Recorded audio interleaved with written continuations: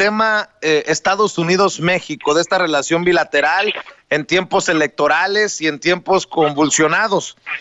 Por ejemplo, el doctor Alfredo Jalife ha dicho que el Obamagate también salpica a Felipe Calderón con este pedido de información del gobierno de México al de Estados Unidos por lo de Rápido y Furioso, que Calderón podría ser exhibido por sus y ser llamado incluso a cuentas por sus nexos, pero Jalife también sostiene que hasta ahora nadie en Estados Unidos divulga en qué paquete venían 5 misiles que alguien entregó a los cárteles y bueno, algo que nosotros también tenemos tiempo señalando. Recuerdo un reporte de Jesús Esquivel, corresponsal de la revista Proceso. ¿Y por qué le planteo esto? Porque se vienen las elecciones en Estados Unidos y yo pregunto si México y los mexicanos estaremos de alguna manera involucrados en ese proceso electoral en Estados Unidos, si los temas nos convertirán a los mexicanos en piñata, como ya lo hizo una piñata política Donald Trump en su primera campaña, y ahora con todo esto que se mueve en la política, si nuevamente nos tomará Donald Trump pues como carne de cañón. ¿Cómo la ve usted?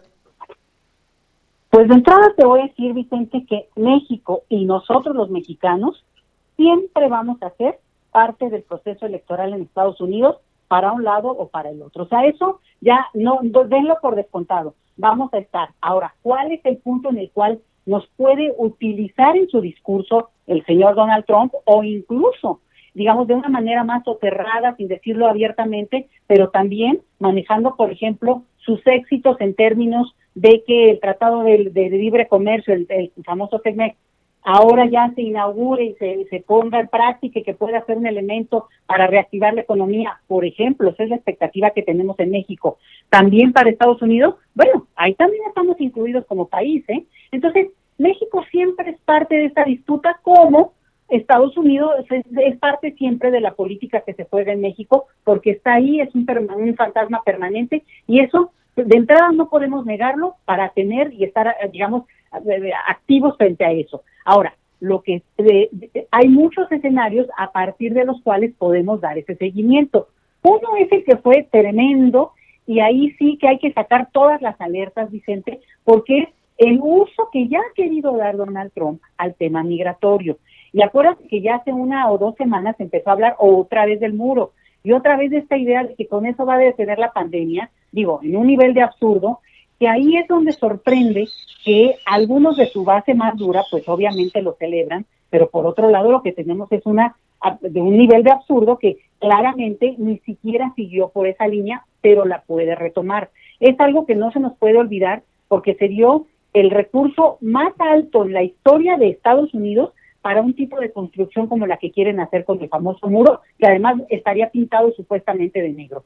Entonces, para que se vea y para que además sea algo que realmente marque, decía Donald Trump en alguna entrevista. Entonces, yo creo que se va a usar y va a ser una afrenta, ¿no? Como suele ocurrir con estos discursos del señor Donald Trump. Sin embargo, también estar atentos, porque tú mencionabas el caso de digamos, el debate que hay a nivel de o popular, si tú quieres, la detención de García Luna. Felipe Calderón Hinojosa nunca va a ser llamado por las autoridades estadounidenses a declarar, porque eso es impropio ya de un nivel de relaciones internacionales diplomáticas de otro calibre, ¿no? Digo, más allá de lo que podemos y debemos decir en México, bueno, fue presidente de este país y al final de cuentas, pues eso tiene ya también un nivel de cuidado entre ellos, ¿eh? La élite se cuida.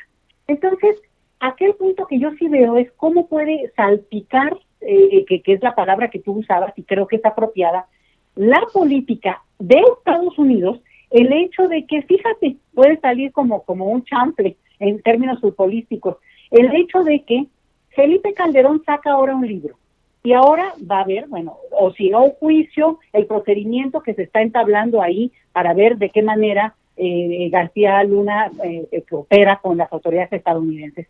Pero ahí hay un testimonio escrito de una persona con un nivel de rango que superior evidentemente a García Luna, que al final de cuentas ya da un veredicto desde su posición de manera escrita, ¿eh? Obviamente podemos decir, es que no dijo nada. Bueno, pues eso que no dijo, incluso juega en su contra. Entonces, es muy interesante que aunque no se ponga en la palestra y en el juicio, ya está ahí, pues porque es evidente, bueno, pues es el jefe del que está detenido allá.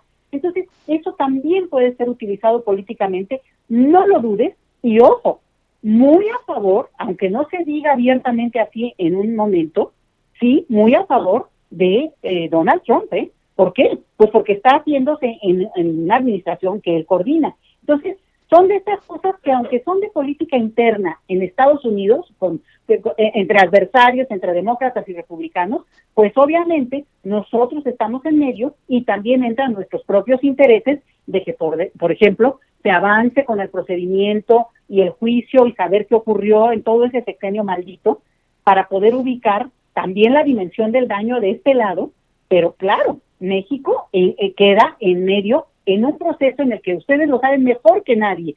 El proceso electoral estadounidense va a ser de los más aguerridos y difíciles, yo creo que de la historia de ese país. ¿Por qué? Pues porque Donald Trump está en el poder, no quiere perder el poder y tenemos en medio el escenario de la pandemia y también un candidato que aunque vaya arriba de las encuestas en Estados Unidos en este momento, pues tampoco es el más atractivo en un sentido de política pública, ¿no? De visibilidad política, como es el señor Biden. Entonces, un escenario bien complicado en eso, Vicente, y sin lugar a dudas, México va a estar en ese escenario de una u de otra manera. Y en ese escenario complicado electoralmente hablando, y con un presidente en Estados Unidos que no le ha temblado la mano para llevarse entre las patas en su discurso a nuestros paisanos, también hay